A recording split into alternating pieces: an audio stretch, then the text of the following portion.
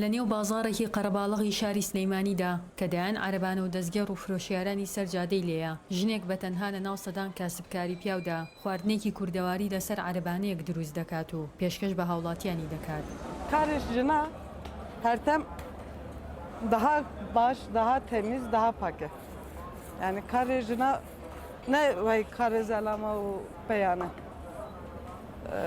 Mesela ve pazarda da gava iş tıkır. Seyyare ve dere derbastı bu nemu yek meze dıkır. Dıgoturma o jin çava iş tıkır. Çava kardık eve deri. Ama naha alimin yani naha idi ferbun. Eknakın.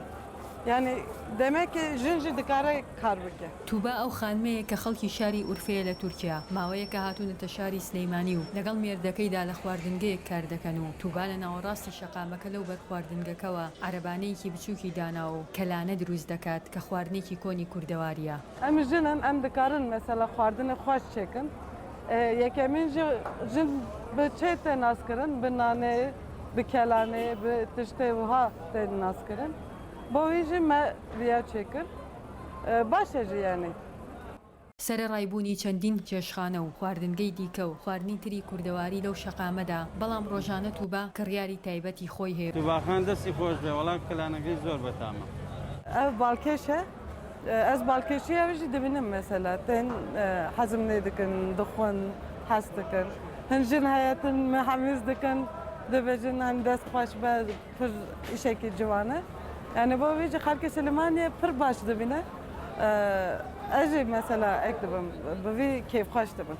تووبا ڕۆژانە هەشت کاتژمێر لەم بازاڕەدا کار دەکات و ئێواران دوای خۆر ئاوابوون هاوسەرەکەی دێت بۆ یارمەتیدان و کەلوپەلکۆکردنەوە. اساسیه نزیکونی می جیانه حسکرنی می جیانه حسکرنی جیانه به هفرا آرمیاتی کرنه جبوی جی ام هفرا دبن آلیکار و هفرا تکوشین دیکن. تووبا خاوەنی منداڵێکی تەمەن هەژدەمانگیە ئەو زۆر کات هەستی دایکایەتی زاڵ دەبێت بەسەریدا و لە گەرمەی کاردا خەیاڵی دەڕواتەوە بۆ لای منداڵە شیرەخۆرەکەی. Menalê me heye küçük e. Berî dikim, zor berî dikim. Ama mecbur ez vî karî bikim ku menalê binêrim. Menal ne baş xwe pêwîstiyê karî jî tire bû yani. Mirov bi ser xwe dikare her karî bike û bişkule li xwe binêre ama gava menal hebe dikarî ek bikî. Bo wî jî bo menalê mecbur ez ê bişkulim. تووبا تەمەنی 32 ساڵە و دەرچووی بەشی چاپەمەنیە لە زانکۆی ئەستەمبوڵ. ژیار محەممەد، دەنگی ئەمریکا، سلێمانی.